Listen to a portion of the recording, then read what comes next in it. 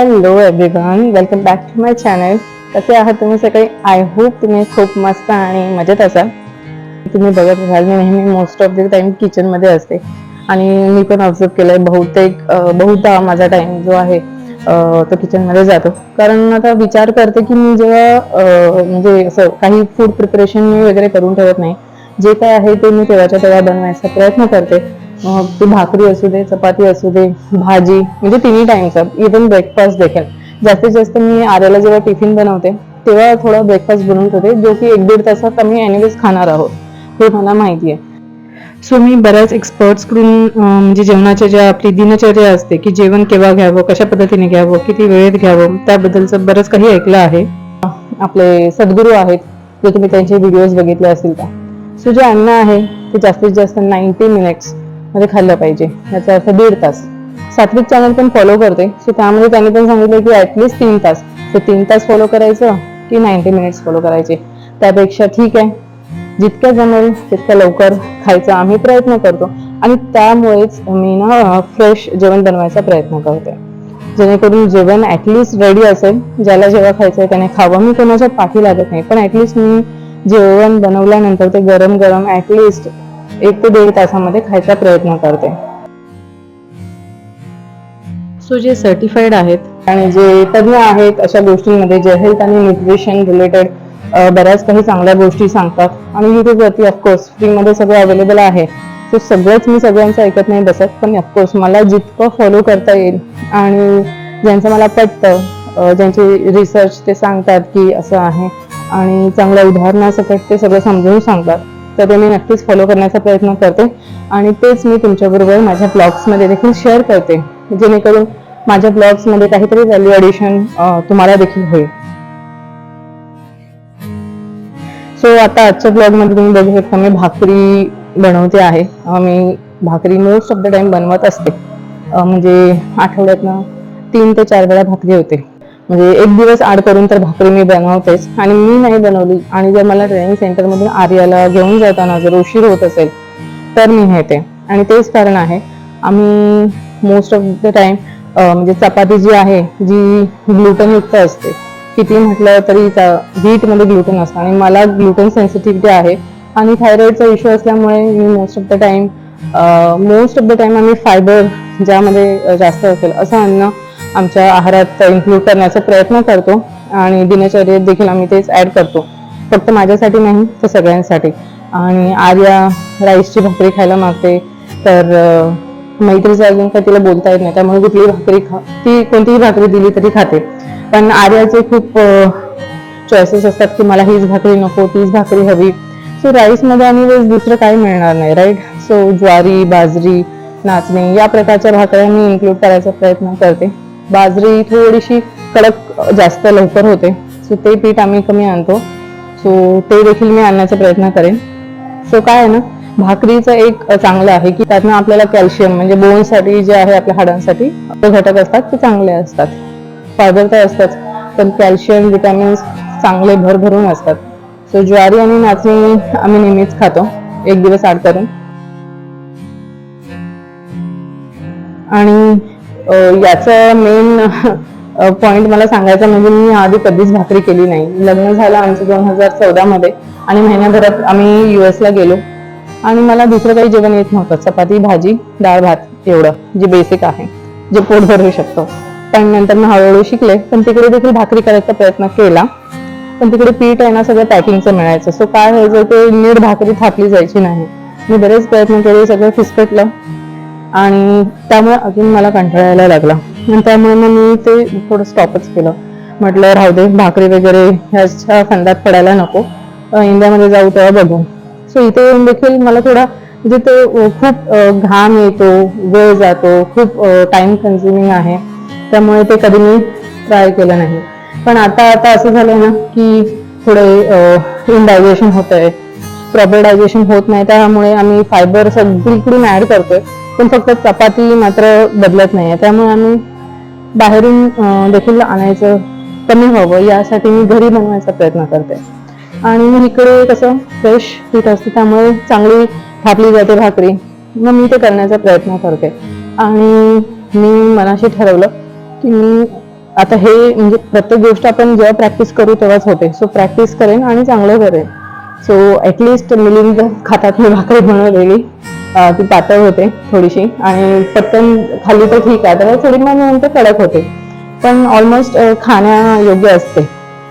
So ते तरी खातात, मी मिलिंद खातात या उद्देशाने बनवते आणि ते अप्रिशिएट करतात. ऍक्च्युली जर मी काही केलं तर नाही म्हणत नाही तू कर, पण कसं का होईना आपण घरी खाऊया असं त्यांचं म्हणणं असतं. सो जर कोणी समोरून अप्रिशिएट करत असेल ना, तर ते करणाऱ्याला देखील खूप छान म्हणजे छान वाटतं आणि चांगलं वाटतं की ओके नेक्स्ट टाइम पण मी करेन. आधी मी कधी करतच नव्हते भाकरी, पण आता हे गेले 1 वर्षभर मी खूप चांगला प्रयत्न केलाय आणि तुम्ही बघू शकता माझ्या कुठल्या ना कुठल्या ब्लॉग मध्ये मी भाकरी करते. आणि तिथे पसारा होतो ठीक आहे, पण आता कसं दुपारी काकी येतात आम्हाला हेल्प करणाऱ्या ज्या आहेत भांडी घासण्यासाठी, तर मी बिंदास करते. त्या सगळ्यानंतर आवरतात आणि त्यामुळे म्हणजे काय म्हणतात ना की असं त्रास नाही वाटत की ओके आता भाकरी करायची आहे, बापरे खूप पसारा होणार आहे. ही पण एक भीती असते मनामध्ये, बापरे जे नंतर पसारा होणार आहे तो आधी लक्षात येतो. सो ते सगळं मी बाजूला केलं. म्हटलं हेल्थ मोस्ट इम्पॉर्टंट आहे. फक्त फ्रूट व्हेजिटेबल खातो ठीक आहे, पण मग नुसती चपाती खाऊन परत त्या गोष्टीचा काही इतका फायदा होत नाही आपल्या बॉडीला, कारण ग्लुटन असंही आपण त्यातनं अवॉइड करू शकत नाही. ते सगळं पॉलिश नाही तर काय करणार ना. सो हा एकच आता आपल्याकडे उपाय आहे, म्हणजे एक लास्ट ऑप्शन आहे की आपण भाकऱ्या खायच्या. जी धान्य अवेलेबल आहे त्याची भाकरी करायची आणि ती खायची. कसं आहे ना, बाजरी ही जास्त करून थंडीत खाली जाते, नाचणी ज्वारी हे तुम्ही ऑल सीझन खाऊ शकता. सो जे आपल्या भारताचं धान्य आहे ते खरं तर ऍक्च्युली जे भारतीय आहेत त्यांच्यासाठी उत्तम आहे, कारण त्यांची बॉडी तशा पद्धतीने डेव्हलप झालेली आहे आणि प्रत्येक भागात जे अवेलेबल आहे त्यांनी त्याच्याप्रमाणे खावं. सो इथे मैत्री पण बघू शकता तुम्ही, मगापासून माझ्या पाठीपाठी आहे. मी किचन मध्ये असते तेव्हा मोस्ट ऑफ द टाइम मैत्री माझ्या अवतीभोवती असते, काय करते ते बघते. जर काही छान बनवत असेल तर प्लेट घेऊन तयार होते, अदरवाईज ती काय करते पीठ असेल तर कोणतंही पीठ असू दे मला लाटा लाटा असं काहीतरी बोलते आणि मग ती मला तिला नाही नाही म्हणता 3-4 वेळा नाही म्हणून जर जातच नाही तर मला द्यावं लागतं तिला पीठ. आणि त्याच्या व्यतिरिक्त तिचं बरेच काही ना काही रिक्वायरमेंट्स असतात, मध्ये येऊन मला क्लिप लाव किंवा माझी पोणी बांध, तर तिला मी थोडंसं तिला अचानक वेगळं काय वाटलं, क्लिप माझ्या कानातच बांध, कानातले घाल, मला हे क्लिपच घाल म्हणते. सो ते घातले परत काढायला पण येते. सो किचन मध्ये मी स्वतःहून काही आवडीने असं वेळ घालवत नाही. फक्त जेवण ठीक आहे आवडीने बनवायचं, पण माझा मोस्ट ऑफ द टाइम मैत्रीच्या अवतीभोवती तिथेच जातो, कारण ती 10 वेळा मला बोलवते आणि मग मी पुन्हा ते स्टँडिंग जास्त होतं, कधी कधी मग त्याच्यात टाचा दुखत असतात, पण थोडं रिलॅक्स केलं की बरं वाटतं. आणि मग मी मध्यंतरी असं ठरवलं होतं की लवकर जेवण बनवेन आणि आंघोळ करून घेईन, फ्रेश होईन, अशी दिवा वगैरे लावेन.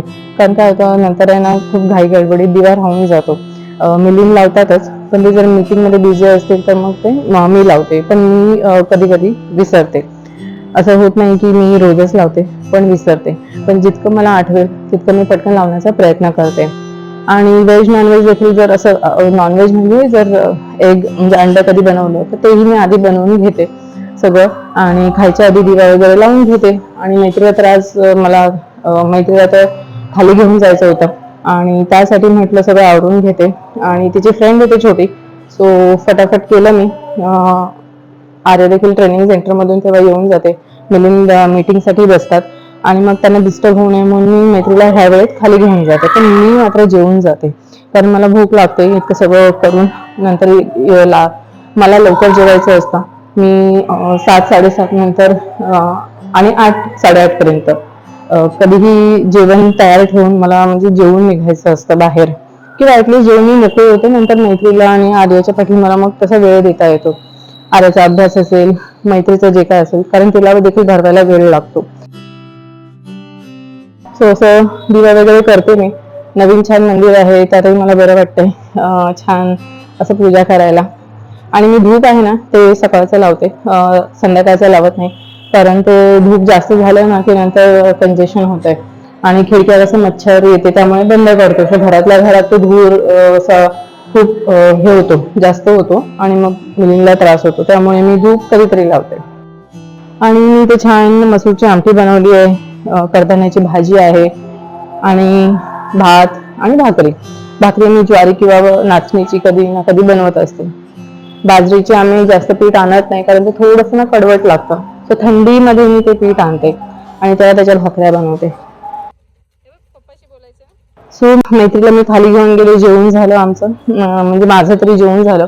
मी मैत्रीला खाली घेऊन गेले होते, तिच्या मैत्रिणीबरोबर खेळली आणि ते मी नाही रेकॉर्ड केलं कारण ते कम्फर्टेबल नाही आहे तिची आई. सो ते खेळून वगैरे झालं की तिला मी रिटर्न आणते. असं तिला उलट चालत चालत जायचं असतं. तिला खूप मजा करायची असते. तिला पण घरी आहे ना दिवसभर कंटाळते. सो या उद्देशाने मी माझं आटपून घेते, म्हणजे माझं पण लवकर होईल आणि तिला देखील मला मनसोक्त वेळ देता येईल बाहेर खाली खेळून.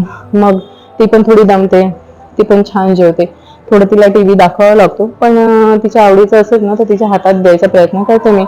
नाहीच खाल्लं तर मग टीव्ही थोडा लावायचा, थोडं दाखवते, अर्धा तास बघते ती किती खाते.